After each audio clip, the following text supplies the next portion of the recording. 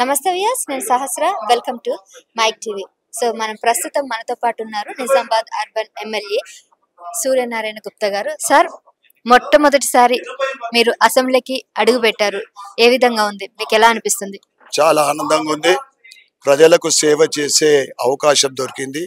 ఒక ప్రజాప్రతినిధిగా అసెంబ్లీలో అడుగు పెట్టడము, నా నియోజకవర్గ ప్రజలకు, దాంతోపాటు తెలంగాణ ప్రజలకు నా వంతు నేను సహకారం చేయటానికి, నేను అభివృద్ధిలో తీసుకెళ్ళటానికి నాకు అవకాశం దొరికింది.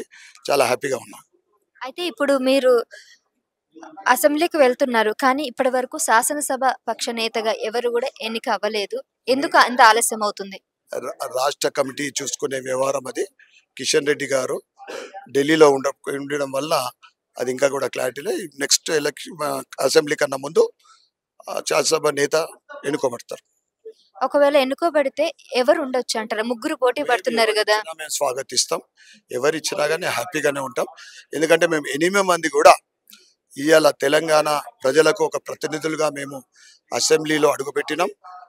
మేము అన్ని అంశాలు కలిసి కట్టుగా ఎక్కడ ఎవరైనా కానీ మేము స్వాగతిస్తాం. దానికి నేను ఇది అది అని ఇక్కడ గ్రూపులు లేవు, వర్గాలు లేవు, ఏం లేవు. అంటే సీనియర్ మోస్ట్ అంటే రాజసింగ్ అన్నారు, మరి ఆయనే కంటిన్యూ అవుతాడా లేకపోతే వేరే వాళ్ళు మారే అవకాశం ఉంది? రాష్ట్ర పార్టీ చూసుకుంటుందండి, అది వాళ్ళ వ్యవహారం.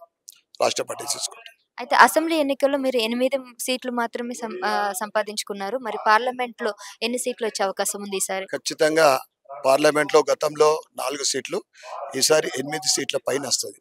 ఎందుకంటే ఓటింగ్ పర్సంటేజ్ బీజేపీకి పటిష్టంగా పెరిగింది.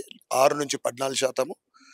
సుమారు 19 స్థానాలలో రెండవ ప్లేసు, 60 స్థానాలలో డిపాజిట్ దక్కించుకున్నది. డిపాజిట్ ఎందుకంటున్నా అంటే గతంలో అంటే 2018లో 105 స్థానాల్లో డిపాజిట్ కోల్పోయింది.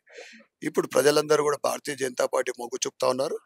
కేంద్రంలో నరేంద్ర మోడీ గారు 100కు 100% మూడవసారి అధికారం రాబడతా ఉంది. తప్పకుండా తెలంగాణ నుండి 8 ఆపై పార్లమెంట్ సభ్యుల్ని ప్రజలు పంపుతారు. ఉమ్మడి నిజామాబాద్ లో ఎక్కువగా ఎమ్మెల్యేలంతా మీరంతా కూడా గెలిచారు కదా. సో ఏ విధంగా ఉండబోతుంది సార్ డెవలప్మెంట్ ఇంకా ఈసారి ఏంటి నిజామాబాద్ జిల్లాలో? ఇప్పుడు మీరు చేయబోయేవి ఏ విధంగా ఉండబోతుంది? ఇప్పుడు ఈ బీఆర్ఎస్ ప్రభుత్వ పరిపాలనలో మొత్తం అన్ని నియోజకవర్గాలతో పాటు ఉమ్మడి నిజామాబాద్ అర్బన్ మొత్తం అవినీతిమయం. 100 కోట్ల నిధులు వచ్చినా కానీ అభివృద్ధి అనేది శూన్యము. మేము ఎన్నికల ప్రచారంలో భాగంగా కూడా ముఖ్యంగా ఆవాస్ కింద ఇల్లు లేని వారికి ఇల్లు ఇస్తామని మేము హామీ ఇచ్చినాము. ఎందుకంటే ఇవాళ దేశవ్యాప్తంగా ప్రధానమంత్రి నరేంద్ర మోడీ గారి ఆధ్వర్యంలో 4 కోట్ల ఇల్లు ఇచ్చి ఇంకా నిర్మాణంలో ఉన్నాయి. దాంతోపాటు మౌలిక సదుపాయాలు, విద్యా, వైద్యం ముందు ఈ మూడిటిపైన దృష్టి పెడతా. దాంతోపాటు నియోజకవర్గ అభివృద్ధికి రాష్ట్ర కేంద్ర ప్రభుత్వాలతోటి నిధులు తీసుకొచ్చి నేను, ఎందుకంటే కేంద్రం నుంచి అనేక స్కీమ్లు ఉన్నాయి. అన్ని వర్గాల ప్రజలకు, మహిళలకు కానీ, స్టూడెంట్స్ కానీ, యువకులకు కానీ అందరికీ కూడా అనేక రకాలైన స్కీమ్స్ని నేను నిధులు తీసుకొచ్చి నియోజకవర్గ అభివృద్ధికి నేను తోడ్పడతాను తెలియజేస్తాను. సో దానిపై సూర్యనారాయణ గుప్తా గారు చెప్తున్నారు, నెక్స్ట్ వాళ్ళ చేయబోయే అభివృద్ధి అంతా కూడా నిజామాబాద్, ఉమ్మడి నిజామాబాద్ లో కానీ అర్బన్ ఏరియాలో కానీ కూడా చాలా ఇప్పటివరకు అయితే గత ప్రభుత్వం ఇప్పటివరకు అయితే ఎటువంటి అభివృద్ధికి నోచుకోలేదు.